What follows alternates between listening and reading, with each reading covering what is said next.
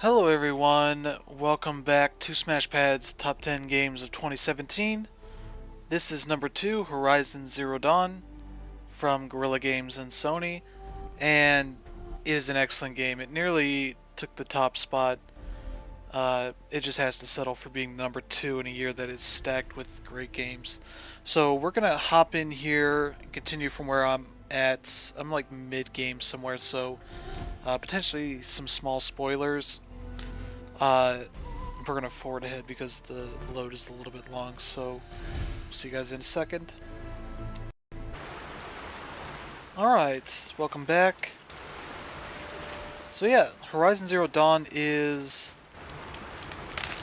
the new game from Guerrilla Games, who made the Killzone games, some of which were received pretty well, others were not. I just need to get a grip on where I'm at. Here, I was playing this a couple weeks ago. Okay, so we are headed to finding Olin at the excavation site. I think we're not going to do that just because I do not want to delve into any story stuff. So we're going to just keep exploring a bit. So you see this area, it's pretty big. I've been through all the spots that have been unfogged here, no fog of war. Let's see, we got all this stuff here. This is the main big city you get once you get out of some of the early parts of the story. And so we'll just back out here and show you how huge this area is. Like, I have not... You start off here, then after the prologue stuff goes on, you get to go up to here, and there's still a ton here. This is all the Frozen Wilds DLC. This is all the stuff that gets added to that. As you can see, there's I forget what they're called. The tall necks, yeah. They're essentially like the Far Cry towers, the Assassin's Creed outpost, I guess you'd call it, where you get to sort of reveal a bunch of the map. And yeah, there's lots of stuff on here. That's partly my fault for buying the stuff that adds all of the collectibles and such to it. As you can see, I can tailor some of this stuff down a bit, especially taking off like merchants and the machines and all that. I can start paring it down a bit. I'm not going to do all that because that stuff is just useful. Collectibles maybe, but I don't know. We're not going to mess around with that too much. But yeah, this is a open world RPG. It is a really good one. It was really cool to see that Guerrilla Games was given the opportunity to do something new. Sony's been pretty good about that with their studios, better than some others that are out there that kind of have their studio is the, franchise studio. I've not been over there, have I? No. Yeah, I'm just revealing some of this stuff. Yeah, we got a campfire ahead. We're gonna go to that. I don't think we got anything around here. As far as robots are concerned, but it looks like some place that has been ransacked. But yeah, these guys made Killzone, got the chance to do something new, and this game is just awesome. It very much pulls from a number of other inspirations, things like The Witcher, Witcher 3. I believe they got some writing talent from CD Projekt Red, so that helps explain some of it. So yeah, where's there? There's no robots around here, is there? No, not from what I can see. Just some wildlife here. Destroyed Watcher. Compound. Maybe Nakoa's inside. And yeah, just to kind of show you how crazy the releases were. This came out 3 days before uh, The Legend of Zelda Breath of the Wild. So if you were into both that and Horizon Zero Dawn, Looks good. yeah, I'm full. It's one of the weird flaws is being able to fill up on that stuff. We can get in here.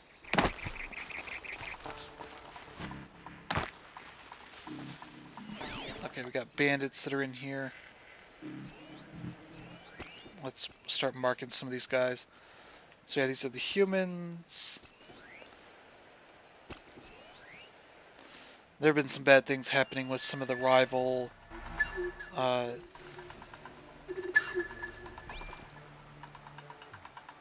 factions of humans that are around. Let's see what we got here.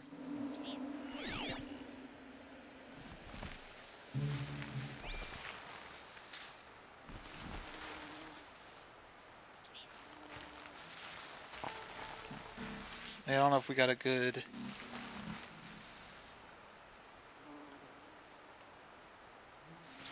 spot here.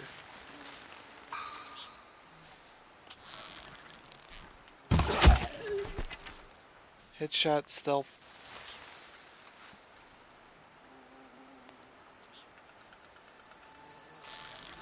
Don't have a good one there. So yeah, it's very much all about the bow. There are some other things here. Let's see. Yeah, so I have 4 different bows I can use, or no, 2 different bows, 4 different types of arrows, essentially 2 between them.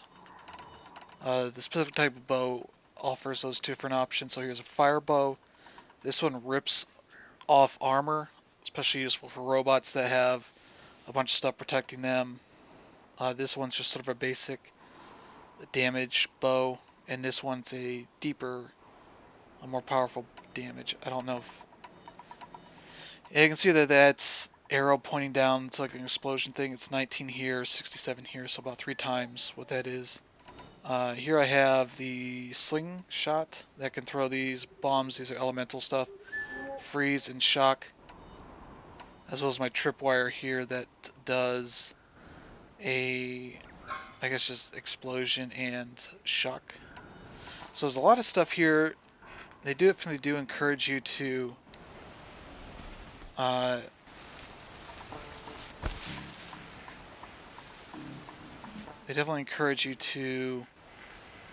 sort of plan out your attack and all that. And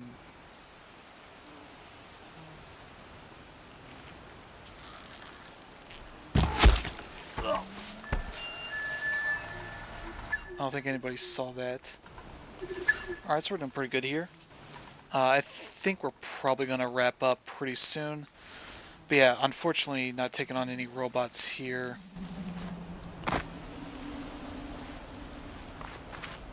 Yeah, let's see if we can find some robots real quick.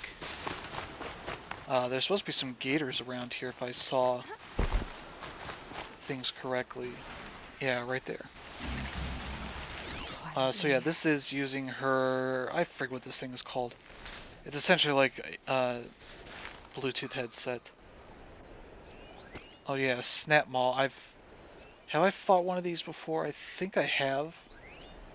And sort of that whole tactical aspect of it, they also do this great thing of showing you... You can look at the different parts of the body Sand in my throat. and be able to see, okay, this thing is weak to... seems like normal attacks, the freeze sack. But the body is weak to fire, strong against the ice, I guess it is. Which makes sense, it's in the water. We got sandstorms here, so there's some visibility stuff going on. I don't know that I want to take on these things. These things are big. There is fish. Oh, what's that back here? Oh, that's another one of these snap maws. Are there anything else around here? Okay, there's 2 of those, which if I attack this thing, I am likely to aggro the others, and that's not a fun time. You definitely want to, you know, antagonize these bigger enemies, you know, in the least possible ways, especially because they're difficult.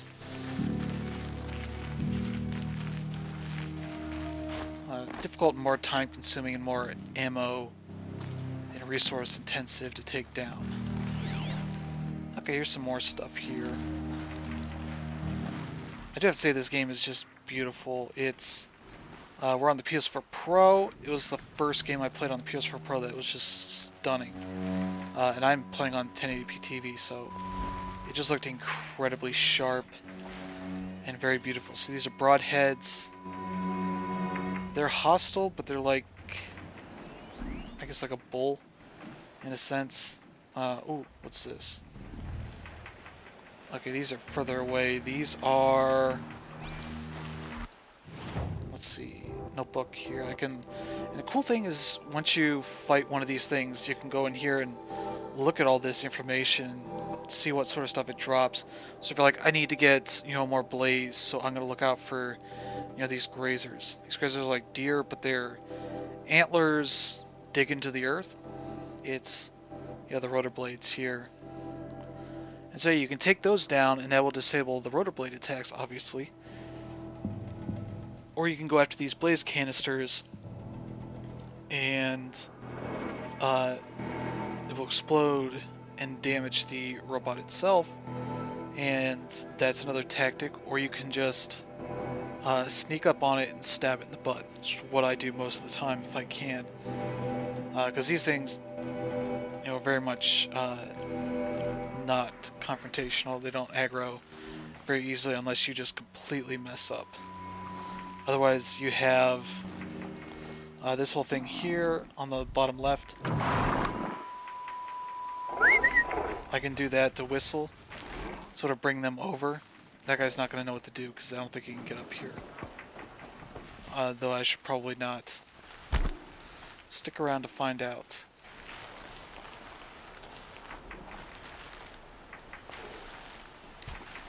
Oh, they got a watcher buddy up there. Those aren't watcher buddies. I don't know what the heck that is. Yeah, those things are like giant emus. They're scanning for me. Yeah, so you want to stay in this tall grass whenever possible.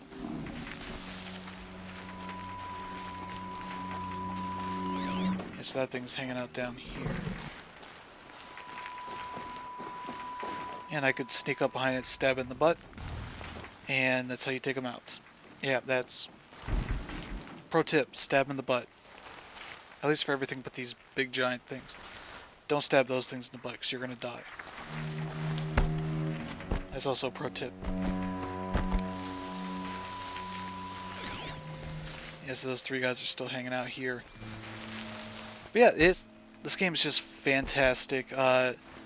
Playing it next to Breath of the Wild can be a little bit challenging because the control schemes are very different. Just the whole stealth and the level of detail that they have here in this game is not in Breath of the Wild. But some of the stuff that Breath of the Wild does in terms of being more of a sandboxy exploration thing is not done here. It's obviously, you know, 6 in one, half dozen in the other sort of thing. This game very much is all in on story and sci-fi and the whole post-apocalypse. So they're both post-apocalypses, aren't they? Something bad has happened to cause this whole thing to happen, where, you know, humans are not the dominant thing around here, though it's these robots, these robot dinosaur animal things. And you're gonna learn why that happened. Whereas in Zelda, it's kind of, you know, Ganon did his thing a while back. And guess what? That's not great. People have moved on, thankfully, but, you know, bad things are still bound to happen. And so yeah, that's where we are. We moved on from the post-apocalypse to the post-post-apocalypse. think I was over there fighting... No, it was a different river. There's a river down that way. Yeah, this game is just gorgeous. It's a lot of fun to play. It's definitely something if you have a PS4 or even a PS4 Pro, you should definitely be playing. It's just really cool when these sort of typecast developers get the chance to spread their wings and do something cool and new that they're excited about. And we get games like this. It's awesome. So yeah, that is SmashPad's number 2 game of 2017. Definitely highly recommend it if you haven't played it yet. And we'll see you guys again next time. Have a good one.